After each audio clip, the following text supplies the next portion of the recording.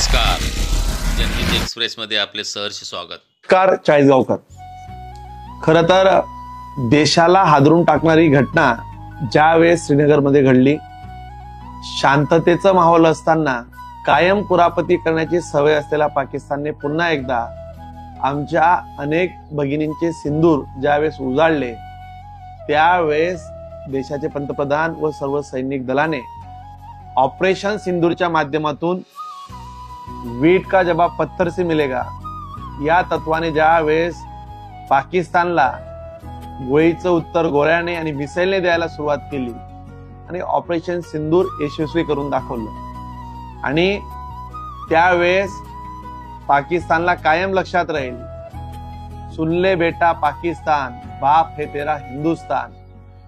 कधीही बापाला डिवचण्याचा प्रयत्न कधीही पाकिस्तानने करू नये हे सर्व सैन्य दलाने या माध्यमातून दाखवून दिलं। आणि या सगळ्या सैन्य दलाच्या पाठीमागे देश एक संघ पाठीमागे उभा आहे। त्यांनी केलेलं काम, त्यांनी केलेलं शौर्य हे देशाप्रती असलेली त्यांची सगळी भावना हे सगळे देश जाणून आहे। आणि देशभरात सर्व सैनिकांना चेअरअप करण्यासाठी त्यांच्या पाठीमागे एक संघ आपण आहोत या दाखवण्यासाठी तिरंगा यात्रेचं आयोजन आपण आपल्या चाळीसगाव शहरात देखील केलेलं आहे। खरं तर मी चाळीसगावकरांना विनंती करेल की आपण एक दिवस आपल्या तिरंग्यासाठी, आपल्या देशासाठी लढणाऱ्या सैनिकांसाठी, या भारत मातेसाठी बलिदान देणाऱ्या अनेक वीरांसाठी एक दिवसातला 1 तास तरी आपण यावं, ही माझी आपल्या या माध्यमातून विनंती असेल। उद्या दिनांक 19 तारखेला सकाळी 9 वाजता छत्रपती शिवाजी महाराज चौकातून आपण तिरंगा यात्रेचं आयोजन करणार आहोत।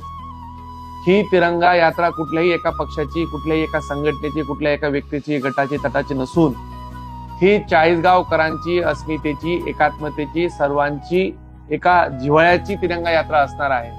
मी आपल्याला विनंती करतो की उद्याच्या तिरंगा यात्रेमध्ये आपण अगदी आपल्या मुलांसह सर्वांनी आवर्जून उपस्थित राहावे। धन्यवाद।